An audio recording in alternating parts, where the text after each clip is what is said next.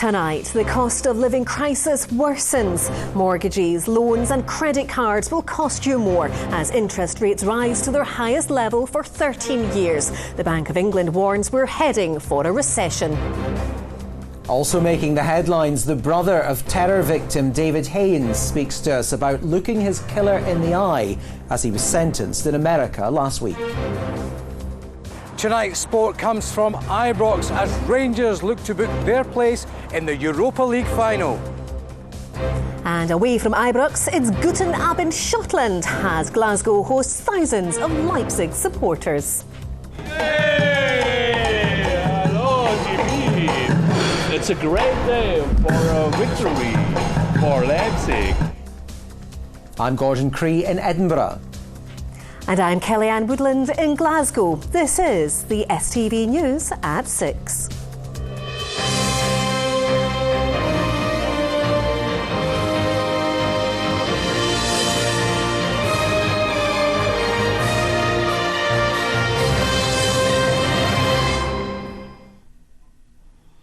Good evening. First-time home buyers and those shopping for mortgages or remortgaging are going to be hardest hit by the interest rate rise. The cost of borrowing for anyone not on a fixed mortgage deal will go up.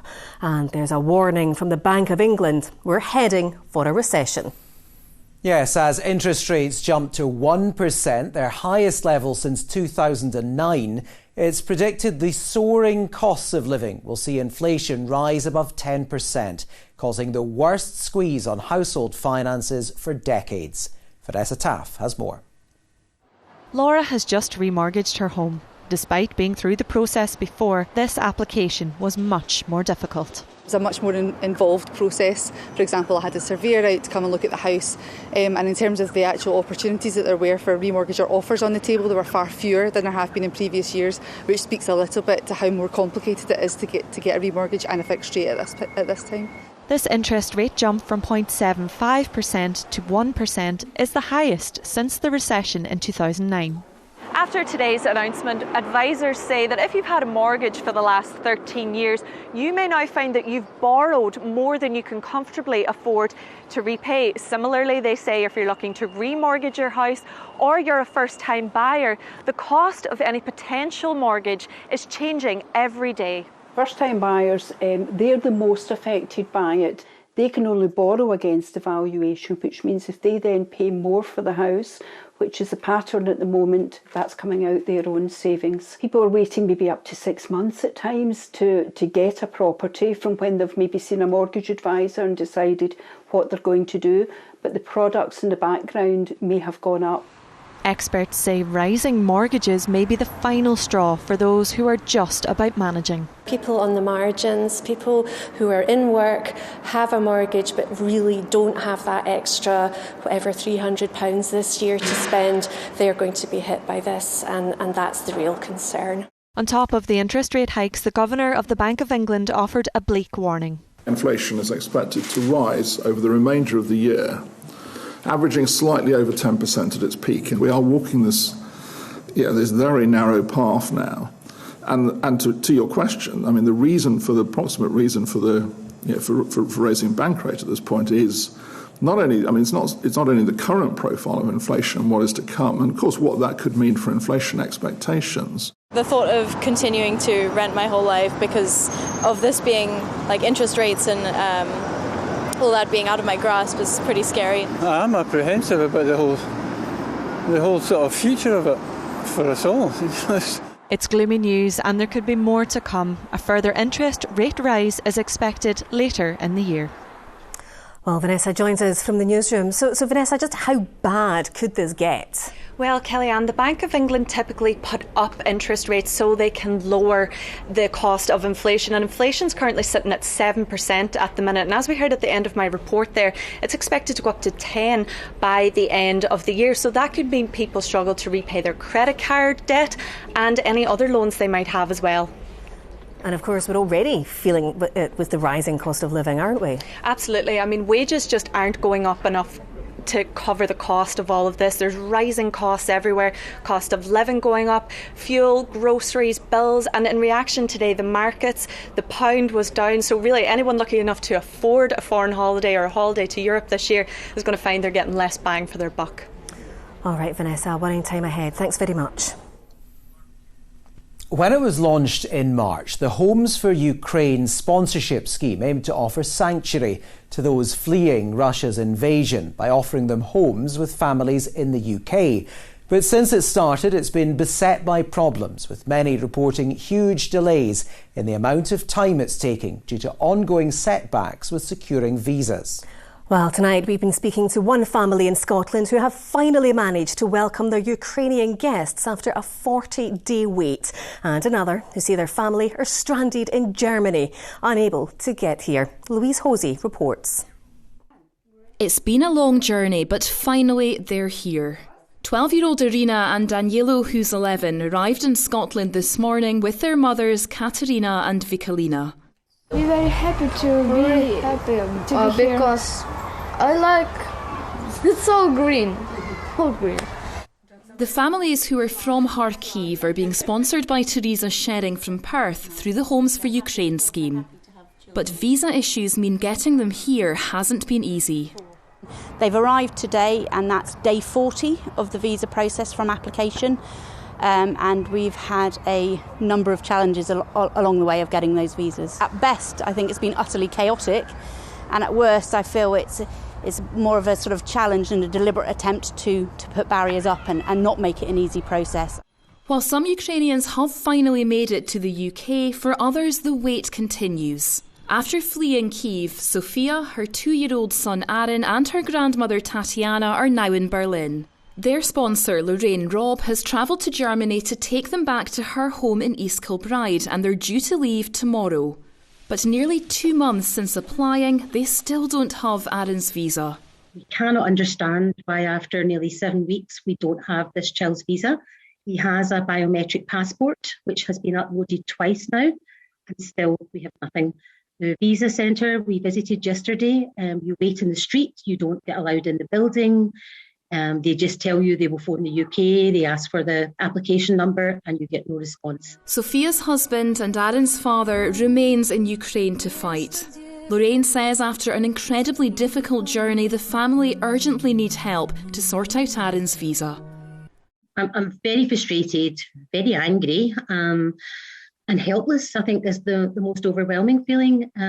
I can do everything I can in my power, but this is something I have no control over.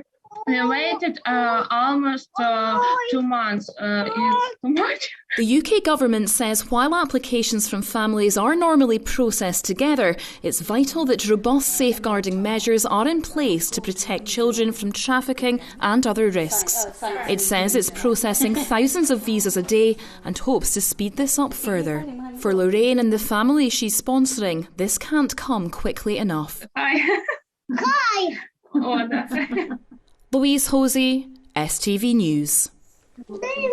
There are just under 4 hours left to cast your votes in the council elections. Polls opened at 7 this morning to choose more than 1,200 councillors across Scotland. Leaders of all the main parties were among those visiting polling stations today.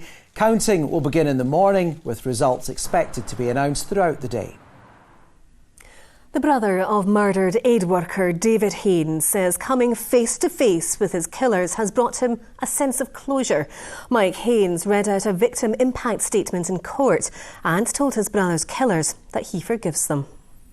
Last week, Londoner Alexander Cote was sentenced to life in prison for the murder of 4 hostages. Speaking for the first time since arriving home in Dundee, Mike told Polly Bartlett that after 8 years, he's finally able to move on. He just had this smile and this mischievousness about him. And yeah, it was a wonderful time. David Haynes travelled to Syria to save lives. Instead, ISIS ended his. When something like that happened, I had a lot of hate. And then I knew that at some point I had to forgive and release their hold on me. That day came last Friday at court in Virginia, when Mike came face to face with his brother's killers. Londoner Alexander Coty was sentenced to life in prison for the murder of 4 hostages. Mike read out a victim impact statement in court. Up to this stage, I've never been able to forgive. And even the night before, I was, should I or shouldn't I? But when I said those words, looking at them in their faces, I felt a sense of a weight lifting from my shoulder. While I had hate, they owned part of me. They don't anymore. And it's about the future. Alexander Coty was part of the so-called British Beatles terror cell, believed to be responsible for the deaths of a number of Western hostages. Mike says the grief took his mother and father too. And she slowly faded away and died. But Dad's dementia got so much worse from the point of telling him I lost much from my dad. In a bid to keep his family's legacy alive, Mike has founded the education charity Global Acts of Unity. I'm trying to get David remembered for the work that he did, the things that he did, not for the way that he died, the way that he was murdered. And it has been quite an incredible journey. The charity focuses on encouraging people to choose forgiveness over hate. After 8 years of torment, Mike can finally say he's done the same. Polly Bartlett, STV News, Dundee. And other stories across Scotland now, and police are trying to trace 2 cars after a woman was raped in Glenrothes. The 39-year-old was attacked near Woods on Caskie-Berrin Road about 1 o'clock in the morning last Saturday. Detectives want to talk to the drivers and occupants of a silver taxi and a dark BMW or Audi. A sheriff has said he isn't prepared to again delay the full extradition hearing of a man wanted in the United States. A procedural hearing in Edinburgh heard the man, who claims his name is Arthur Knight, has instructed a QC and needs time to commission expert reports. Prosecutors say the man is Nicholas Rossi, who faked his own death to evade a rape charge in Utah. And a former MP has told her embezzlement trial she felt overwhelmed while organising merchandise for Women for Independence campaign groups. Natalie McGarry asked other members to take on the role as she campaigned for the 2015 general election. She denies stealing more than £25,000 from 2 organisations between 2013 and 2015. Now, over the past couple of years, there's been a big rise in the number of people working from home and a significant increase in the number of adults taking up computer gaming. But what about combining both and earning a living from playing games? I've been meeting 2 players who are doing just that and having a go myself. From a spare bedroom at her flat in Glasgow, Jade has become an online phenomenon. Average game probably lasts max like half an hour. Her Facebook live stream now has more than 20,000 followers who come to interact while she plays the game Call of Duty. The gameplay is kind of a side aspect, something to watch, but really it's more about the conversation, chatting to people, and that's kind of how I go about it. Jade used gaming as escapism while doing her law degree, but from user donations and ad revenue, it's now so lucrative, she says she's earned more in the past year doing this than she would have as a trainee solicitor. Money aside, I'm way happier doing this than I would be in a law firm, and I think that's what it really comes down to, and I know that myself, that I've found something that I'm passionate about and that I enjoy, and I never had that for law, so really I'm dropping it for something that I feel better in. This is Lucas. The 20-year-old from Irvine was an aspiring racing driver until the soaring costs put his dream on hold. Now the virtual world has got him back on track. I think it was 2018, the F1 Esports Series was really coming along, and I tried to qualify for that and managed to do so. And then, just got the bug to really try and make this, my career, my passion. And from 2019, I've been competing full time in the series competitively. Lucas Blakely has played things to perfection. Last season he won his first race and went on to finish third in the championship. Lucas Blakely takes the opening win of the year. He's used that profile to get back in a real car, making his debut racing in Formula Ford at Knock Hill. Inspired by that, I've taken to the same track in the virtual world, getting faster all the time, but not ready to give up the day job just yet. And you can see more on the massive growth in gaming and esports on Scotland Tonight at 8:30 here on STV. Well, from Gordon's esports to the real world sport, it's a big night for Rangers. Let's catch up with Ronnie.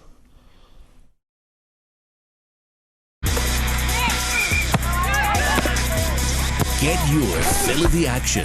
STV Sport, sponsored by Papa John's Pizza. Yes, a very good evening, where tonight the Rangers players have a once-in-a-lifetime opportunity to reach the final of a European competition. They take on German side RB Leipzig in the second leg of the Europa League semi-final at Ibrox. Trailing 1-0 from the first leg, Giovanni Van Bronckhorst's side must score 2 goals without reply or win by 2 goals in order to make it to their first European final in 14 years. It's set to be a blockbuster night under the lights at Ibrox.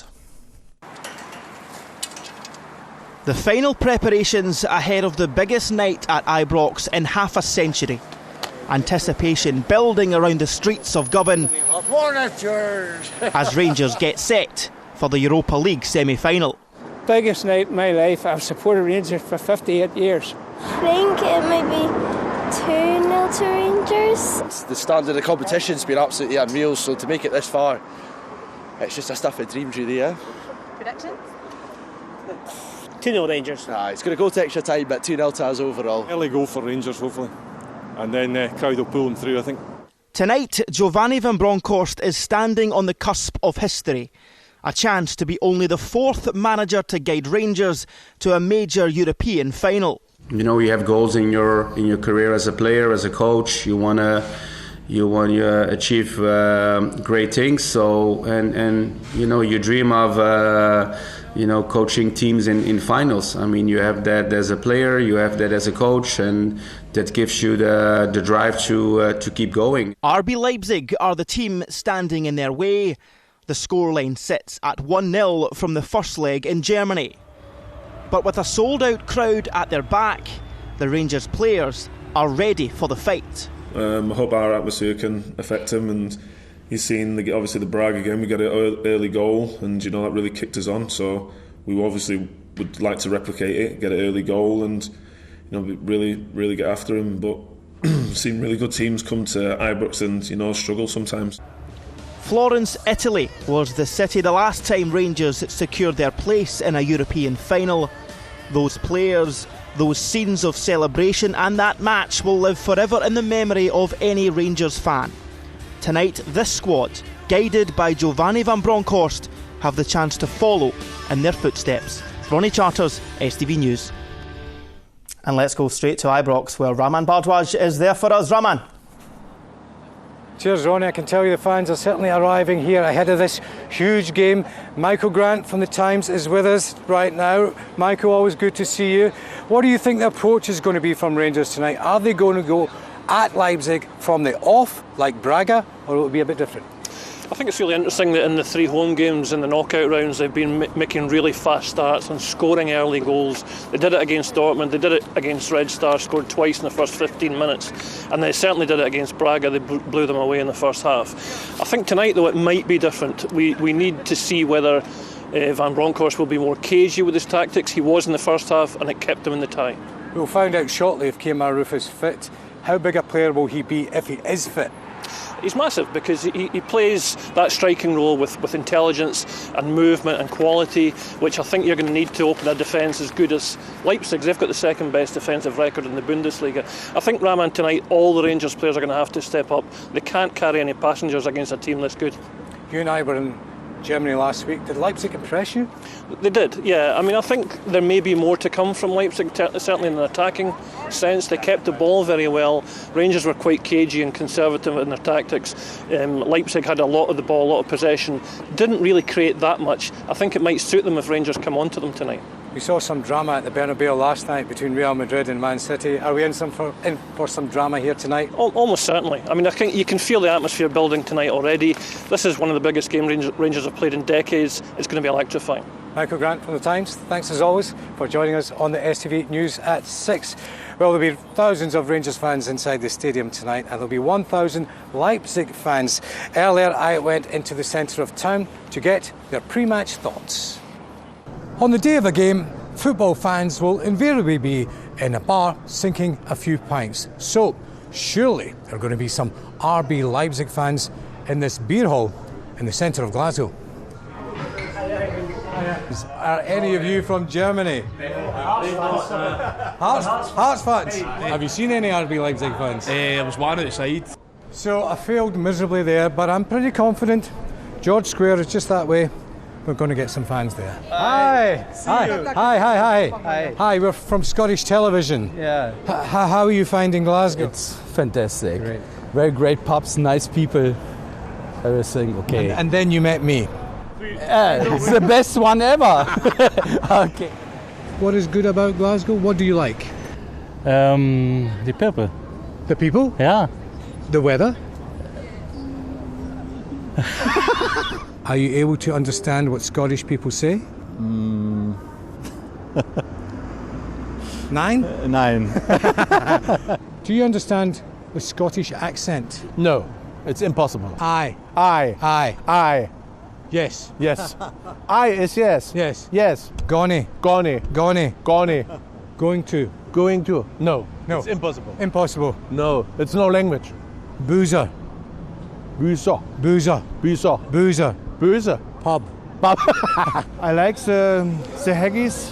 Haggis? You had haggis? Yes, I tried it. For the first time? A couple of minutes, and it was the first time for me, and I was surprised. It was really good. The Rangers lose today, and we win 2-1. We will win. You're very confident. We saw the match when you were here. Yeah. In Leipzig. We saw the match, and you didn't think Rangers were very good? No, Celtic is much better.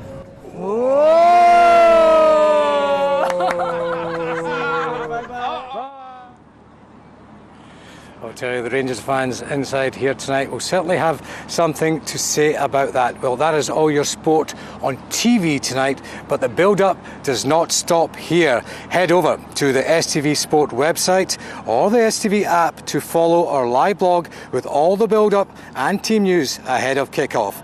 And stay with STV for all the latest news and reaction. From the team here at Ibrox, have a very good evening. I'll see you again tomorrow.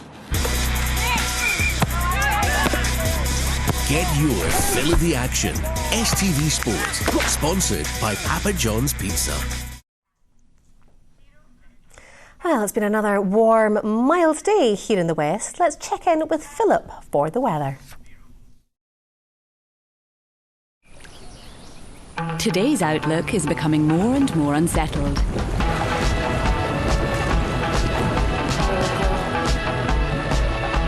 TUI Blue Hotels sponsor STV Weather. Well, at the moment there are still some showers around, and those continue for a time before eventually fizzling out. Things turn dry.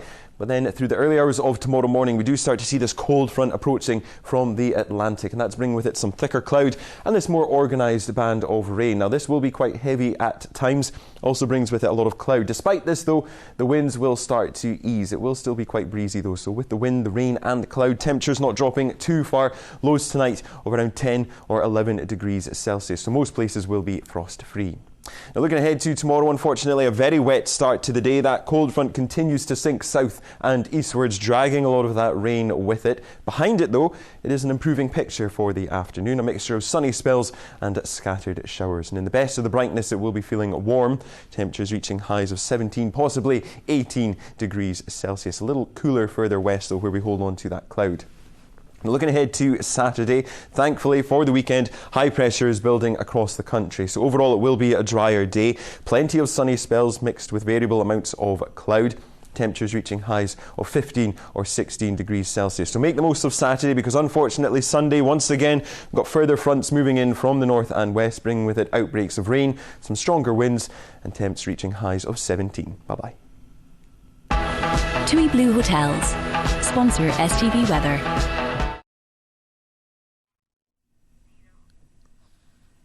Finally, tonight, David Carlyle is getting ready for one of the biggest nights of his life on Sunday after being nominated for Best Supporting Actor at the BAFTA Television Awards. The Scottish star, who captured hearts with his harrowing portrayal of Gregory in It's a Sin, joined Laura Boyd to chat work, life and other major events he has coming up.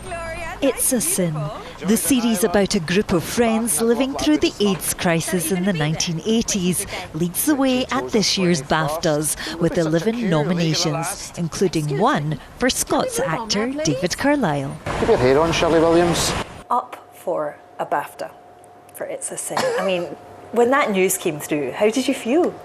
No way me, and saw my name and just went, oh, like, what's going on? I mean, I'm a bit nervous, I don't know, it's just walking down. It's a biggie. It's a biggie, yeah. And walking down that kind of carpet and trying to pretend like I'm meant to be there. You are. You 100% yeah, are. I don't know. You just kind of go, how did this happen? Well, let's go back to that. Okay. How did it happen? So, It's a Sin. It just had such an impact, hasn't it? Completely. Everybody seems to have taken something from it, and that's really special. I think. Yeah, it's a real honour. To be part of that. It's an actor's dream, isn't it? Growing up, tell us where you grew up and when did you know you wanted to be an actor? My mum, I think, sort of saw I was a bit of a strange kid. I was always showing off, and so she had to find an outlet for that, so put me into youth theatres. My high school teacher, Miss Burns, she said, I wouldn't ever really do this, but I feel like you need to know that I want to push you to do acting. I think you need to do it. And that I felt like it stuck me to that course. We're back in Glasgow today. We're in the beautiful Oranmore, yeah, where you shall be returning to for a special day. My wedding day, yeah, I know. It's getting close now, isn't it? I don't know if you've ever noticed this, but there's a rainbow at the altar. Yeah. And what else have you got coming up now?